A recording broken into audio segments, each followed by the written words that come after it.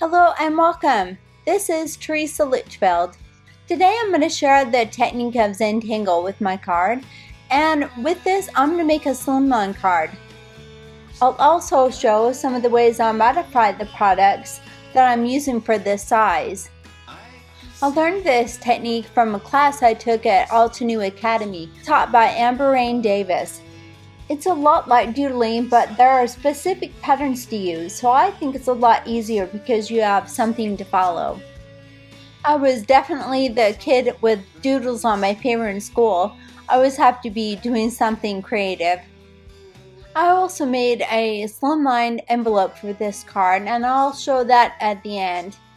There are many patterns she teaches in the class, and the one I'm going to use is called Bales. I like this pattern. I thought it was fun and easy, and it was one I will use a lot. So to start this off, I'm going to use the Watercolor stripe stencil from Altenew. I'm going to make a plaid with that so I have a grid for my pattern.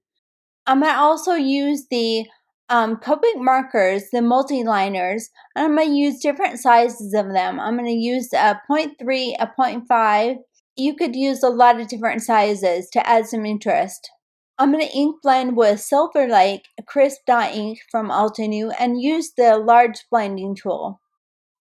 This tool is really one of my favorite blending tools, and you really get a smooth blend with it.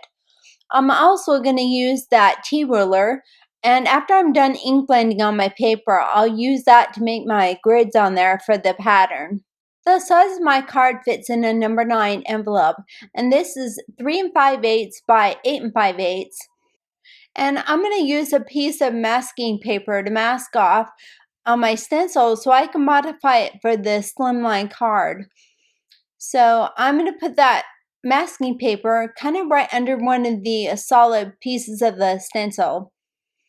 It's going to ensure that I don't ink blend on the other side of my cardstock panel, and that I can elongate this. I'm just going to put a whole bunch of tape down so my stencil doesn't move, and then I can start ink blending.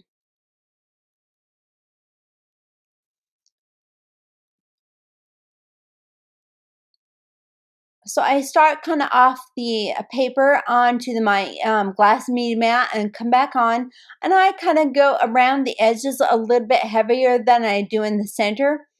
But this stencil is so forgiving, and I liked because it was kind of a distressed look. And it really, I'm going to end up making a plaid out of it, and it really turns out fun. So I start by ink blending, and then I'm going to take that stencil off and the masking paper off also. And you can see now I can flip it over, and I always work from my right side. I'm right-handed. So I try and line that stencil up, but I put the masking paper on first, right where I stopped stenciling on the other side. And then I line up the stencil with one of the solid pieces next to that masking paper. And make sure you really tack it down good with some tape. I taped it to death.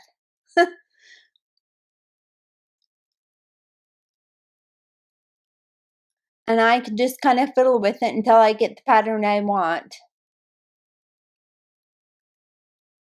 And then ink blend that side.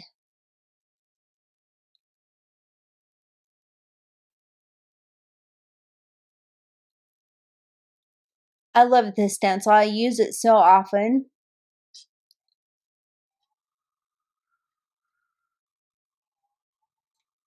If I get ink on my media mat, I just kind of pick it up with the brush and bring it over to the paper and take it off, and take off your masking paper.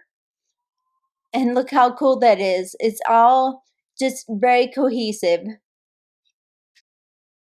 Okay, so now I'm going to ink on the other end. So now I'm going to do my horizontal lines for the plaid. And I put that masking paper right on one of the ink blended lines.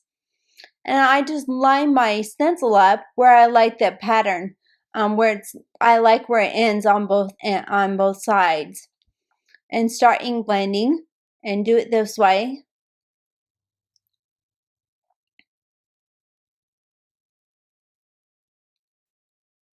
When you're doing this, you're not sure if you're going to ruin it or not, but it's really fun when it ends up really good.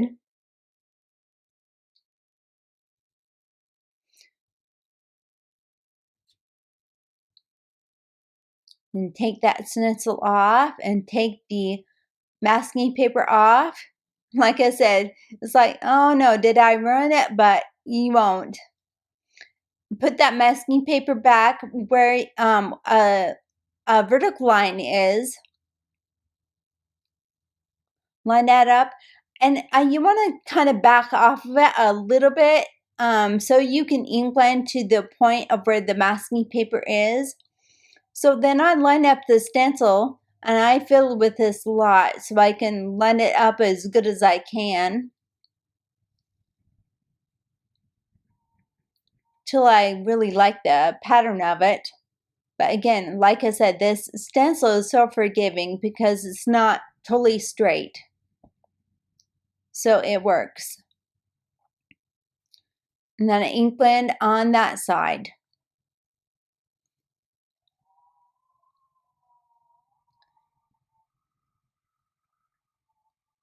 And I'm done. So take the masking paper off, and you have to remember your ink that you just blended is wet, so it's not going to look all together yet. I take that tape off, but let your ink dry and you'll see it turns out really great. When we put our pattern over it, you're really not even going to tell that you did that with it. So now I'm going to use the 0.3, the Copic multi-liner, and I'm going to use that T ruler, and I'm going to draw lines all the way down the cardstock. So I'm going to draw it right in the middle of those ink blended plaids.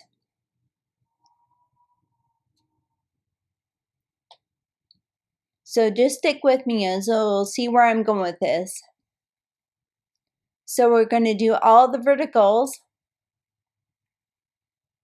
all the way down.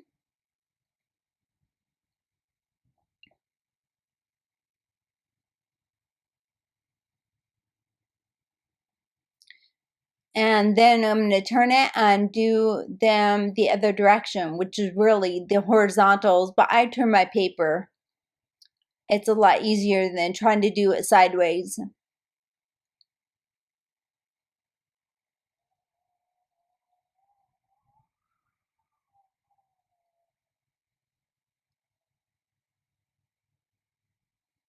It looks so fun with that ink on there. Like I said, it just becomes this plaid. What was a stripe becomes this really cool plaid.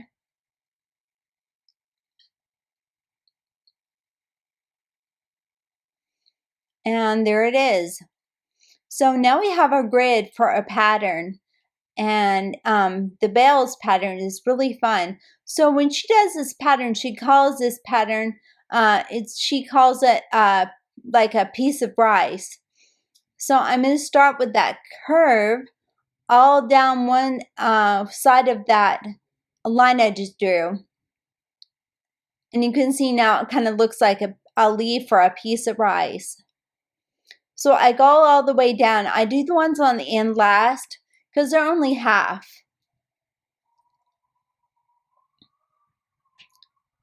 But if you really struggle with just freehanding things, I love these patterns because they're really easy to follow. So I'll show a couple of rows here.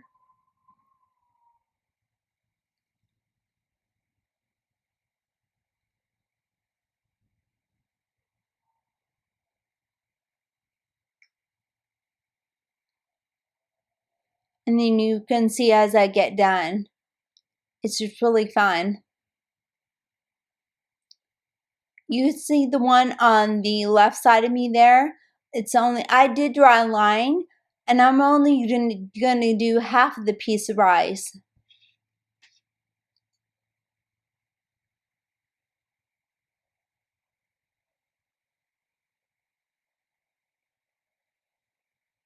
I'm going to end up cutting this down later, but I wanted to have that pattern all the way down.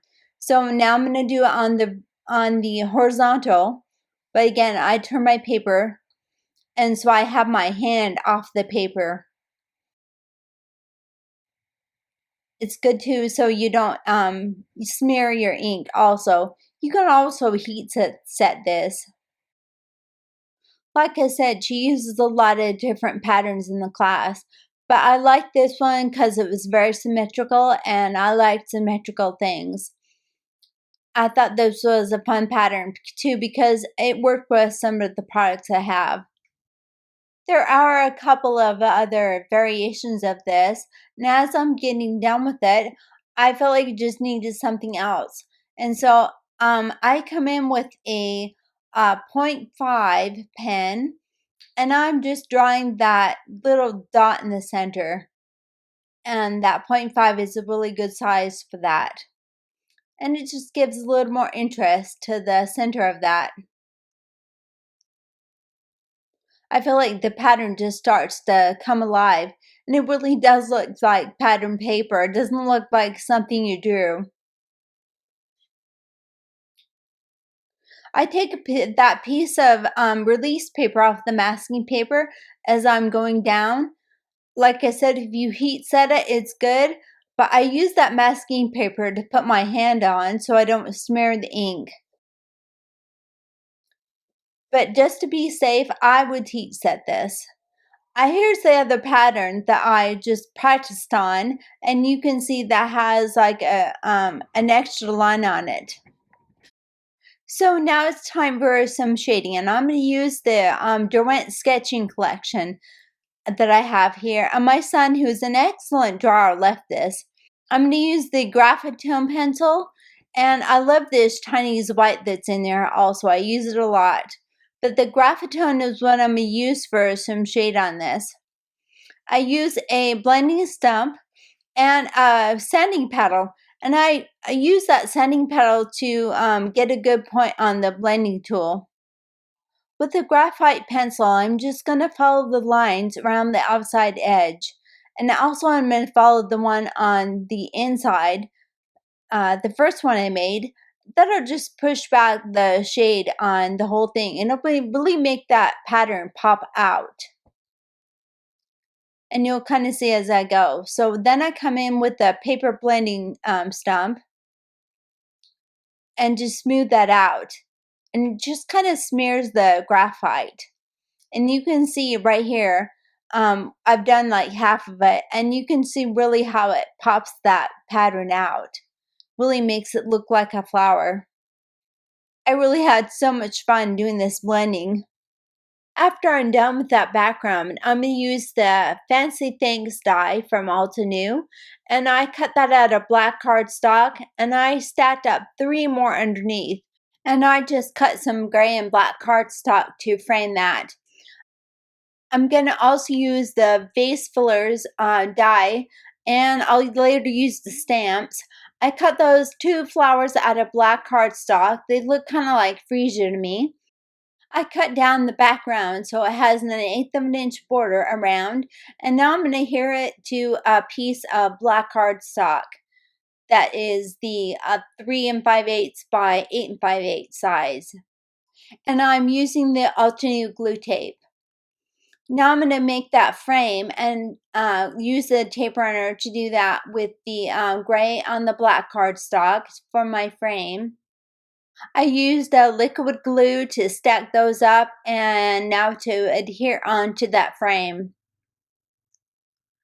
It's a really thin piece, so stacking it up really helps give it some stability.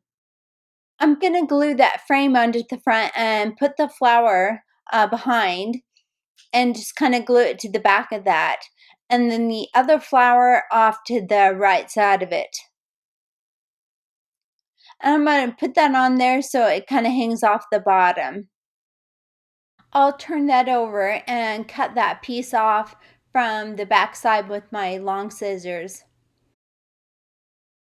And now I need to add this to a card base, and I'm going to use the Nina Classic Crest Solar White 110 pound.